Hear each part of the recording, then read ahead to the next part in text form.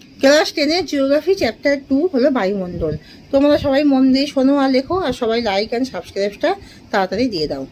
বায়ুমণ্ডলে ধূলিকণার গুরুত্ব আলোচনা করো।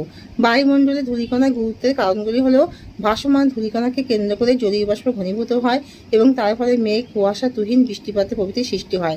বায়ুতে ভাসমান ধূলিকণা সরাসরি সূর্যরশ্মির প্রতিফলিত বিচ্ছুরিত হয়ে সূর্যরশ্মি বায়ুতে ভাসমান ধূলিকণায় সরাসরি সূর্যের রশ্মি প্রতিফলিত বিচ্ছুরিত হয়ে বর্ণছটা সৃষ্টি করে। বায়ুমণ্ডলে ধূলিকণার আধিক্য বায়ুমণ্ডলকে অস্বচ্ছ করে।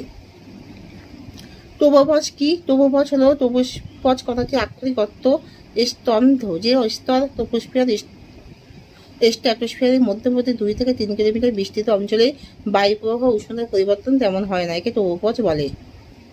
ফ্যারাডের সূত্রটি কি?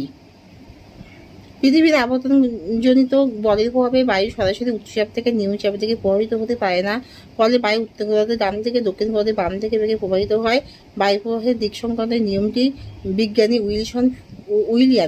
উইলিয়াম ফেরেল আবিষ্কার করেন, তাই এর নাম ফেরেল সূত্র। 22 ব্যালট সূত্র কি? 22 ব্যালট সূত্র হলো বায়ুচাপের অবস্থানের সঙ্গে বায়ু প্রবাহের সম্পর্ক সম্বন্ধে 1857 খ্রিস্টাব্দে ডাচ আবহাওয়াবিদ 22 ব্যালট একটি সূত্র উদ্ভাবন করেন। সূত্রটি হলো উত্তর গোলার্ধে বায়ুর গতির দিকে পিছন ফিরে দাঁড়ালে ডান দিকে তুলনায় বাম দিকে বায়ুর চাপ কম অনুভূত হয় এবং দক্ষিণ গোলার্ধে বাম দিকে তুলনায় ডান দিকে বায়ুর চাপ কম অনুভূত হয়। এই সূত্রটি 22 ব্যালট নামে পরিচিত। কোরিওলিস বল কাকে বলে? পৃথিবীর আবর্তনকারী বলে বায়ু প্রবাহের উপর যে শক্তি প্রযুক্ত হয় তাকে কোরিওলিস বল বলে। গড় মিশন 40 কি? দক্ষিণ গন্ধে স্থলভাগের তুলনায় জলভাগ বেশি থাকায় পশ্চিমের বায়ু বাধাহীনভাবে প্রবাল বেগে প্রভাবিত হয়। 40 ডিগ্রি দক্ষিণ অক্ষরেখা বরাবর পশ্চিম থেকে পূর্বে এই প্রবাল পশ্চিমা বায়ুকে গর্জনশীল 40 বলে। প্রতিভ ঘূর্ণিপাক কাকে বলে?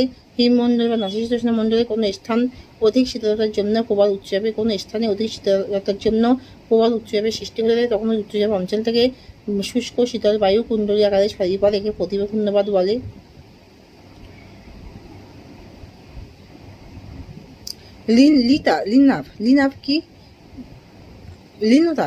লিনোতাপ কি?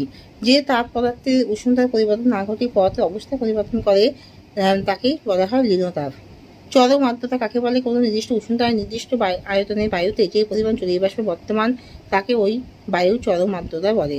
শিলাবৃষ্টি কি? নাতিশীতোষ্ণ মণ্ডলে গ্রীষ্মকালে জলকণা বরফকণা একত্রে অধঃক্ষেপণ রূপে পতিত হলে তাকে শিলাবৃষ্টি বলে। ঘূর্ণিপাতের চক্ষু কাকে বলে? কুণ্ডলকালে ঘূর্ণমান ক্রান্তীয় ঘূর্ণিপাতের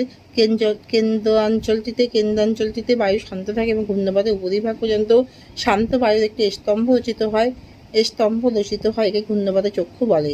টর্নেডো কি? টর্নেডো হলো অতি ক্ষুদ্র কিন্তু অতি মারাত্মক শক্তিশালী ক্রান্তীয়